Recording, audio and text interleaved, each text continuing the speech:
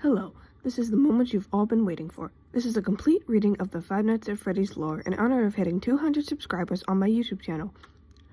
Before we begin, I just wanted to thank you all for watching my content. Even though in reality this is a big thing to do for such a small milestone, it really means a lot to me. If you want more content, there's a link in the description for my plays channel. Also, check out these two fellas right here. They are two of my closest best buds. I apologize if I stutter or mispronounce any words. This is a rough recording and I'm going to do my best. Enjoy. Before there were any of the beloved animatronics we know today, there were two men and their dream for creation, William Afton and Henry Emily. Afton and Emily were business partners who opened Fredbear's Family Diner, a new brand of children's entertainment restaurant that involved singing animatronics. The passion project for these men introduced us to the two iconic faces of the franchise, a yellow Fredbear and a yellow Bunny the Bunny. What set their diner apart from competitors was Afton's revolutionary invention, spring-lock suits. Unlike the standard mascots that had people in cheap suits, these were dual-purpose machines. By using a hand crank to wind the animatronic endoskeleton parts back into the inner wall of the suit, a human could slip inside and perform. Afton's vision for these suits was to keep the children's dreams alive and make the animatronics as realistic as possible. The men would don their suits to entertain the children. Emily would be in the titular Golden Fredbear mascot, later known in the franchise as Golden Freddy, while Afton would be in the secondary mascot, a Golden Rabbit costume, later known in the franchise as Spring Bonnie. Afton had 3 children, Elizabeth, Michael, and the crying child. Emily had 1 daughter, Charlotte. As their business grew, Afton and Emily expanded and opened Fazbear Entertainment, a chain of Freddy Fazbear's pizza restaurants. The number of mascots grew as well, and then came the characters we know and love, Foxy the Pirate, Chica the Chicken, and a fresh version of Bonnie the Rabbit. During this time, Emily created new animatronics, like a Fredbear plush with a camera hidden inside of it, a gift for her son, and a branch of Funtime animatronics. Business was booming, and it seemed as if nothing could go wrong. That was until the bite of 83. The crying child was terrified of his father's creations. I believe that Afton truly loved his children. He gave his son the Fredbear plush with a camera to spy on his children and make sure none of them came close to the animatronics. Someone who intentionally tormented the crying child, though, was his own brother, Michael. On what was supposed to be a happy day at the young boy's birthday, the Afton family decided to spend a day at one of their restaurants, but with some lighthearted bullying, things took a tragic and unexpected turn when Michael and his friends teased the crying child into kissing Golden Freddy. They lifted him up and shoved him into the head of the animatronic's mouth.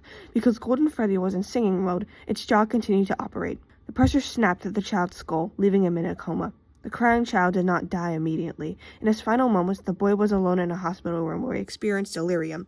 The monsters that caused him unbearable pain appeared to him as apparitions. His Fredbear plush sat behind him as he lay in a comatose state, and soon after, the plush started to speak to him through the camera attached to it. The voice is often interpreted as Afton speaking to his son, saying, "I'm going to put you back together."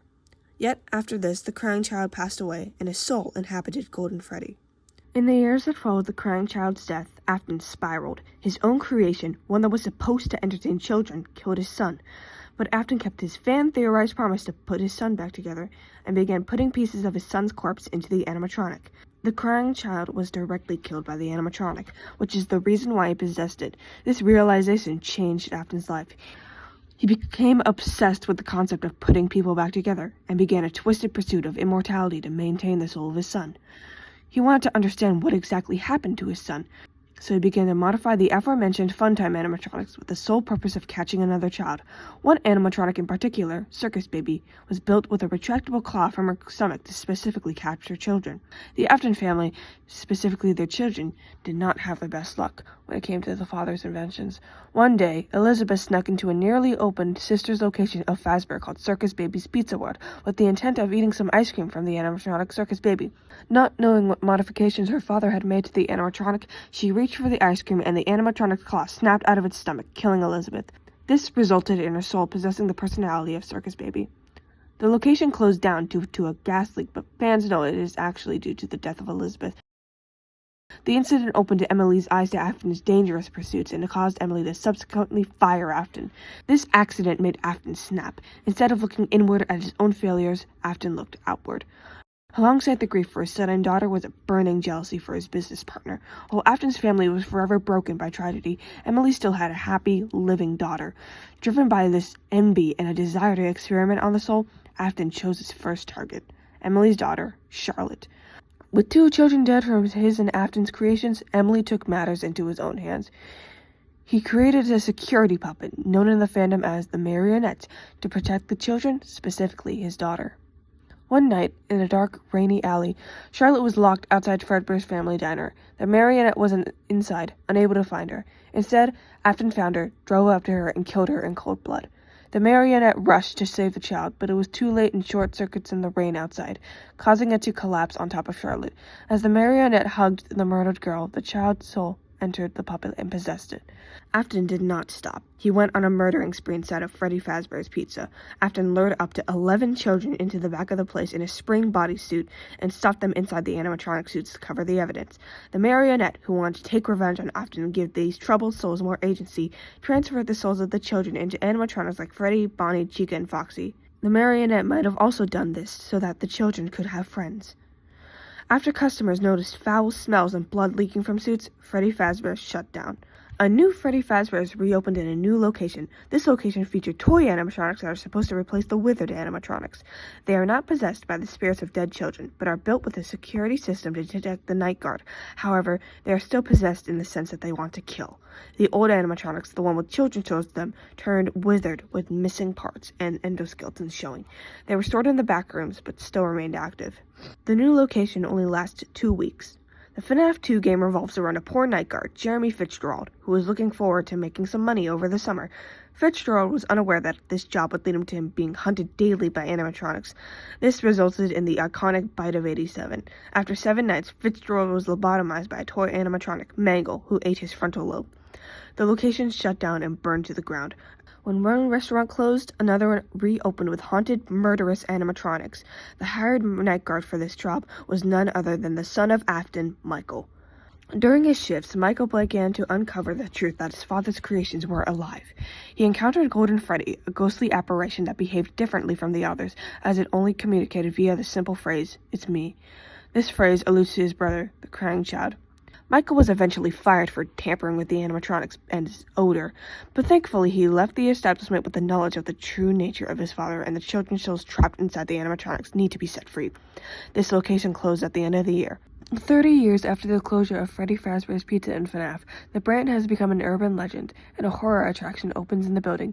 As you can imagine, the building was found not in great shape. The walls were covered in mold, the lights were a hue of green, and the electrical wires were visible. In the back, the owners found a terrifying fright, a rotted and disheveled original spring Bonnie.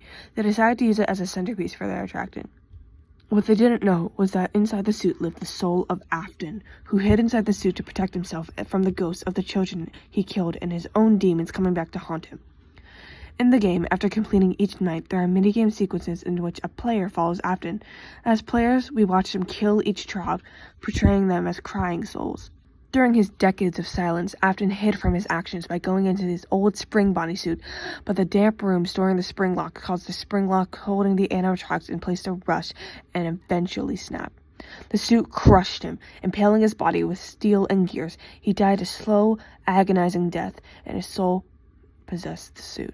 Despite this being one of the scariest FNAF games because of the phantoms, the game was able to humanize the horrific animatronics. Discovering the backstories of the children who were killed helps break down the situation. They are forever stuck to walk on this mortal plane, forever stuck in a robotic suit, and forever stuck in purgatory state, rendering them unable to ever transcend to an afterlife. The horror attraction burned to the ground, and the murderous Springtrap escaped. Michael, now a rotting shell of who he used to be, kept alive only by sheer willpower, tracked down the hermit recluse of his father's old business partner, Henry Emily. The two devised a plan to bring an end to things. They planned to build a fake restaurant under an alias and capture all the possessed animatronics, and of course, the man, or now animatronic, Springtrap. Connection terminated. I'm sorry to interrupt you, Elizabeth, if you still even remember that name, but I'm afraid you've been misinformed. You're not here to receive a gift, nor have you been called here by the individual you assume, although you have indeed been called. You have all been called here, into a labyrinth of sounds and smells, misdirection and misfortune. A labyrinth with no exit, a maze with no prize. You don't even realize that you are trapped. Your lust for blood has driven you in endless circles, chasing the cries of children in some unseen chamber you always seeming so near, yet somehow out of reach. But you will never find them. None of you will. This is where your story ends. And to you, my brave volunteer, who somehow found this job listing not intended for you, although there was a way out planned for you, I have a feeling that's not what you want. I have a feeling that you are right where you want to be. I am remaining as well. I am nearby.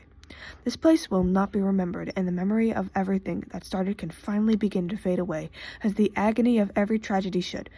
And to you monsters still trapped in the corridors, be still and give up your spirits. They don't belong to you. For most of you, I believe there is peace and perhaps more waiting for you after the smoke clears. Although for one of you, the darkest pit of hell has opened to swallow you whole.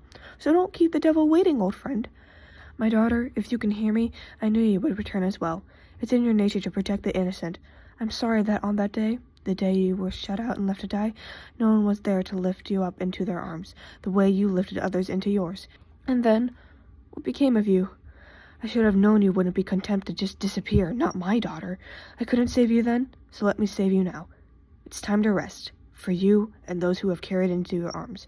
This ends for all of us. End communication. The restaurant and all of its inhabitants were burned to the ground.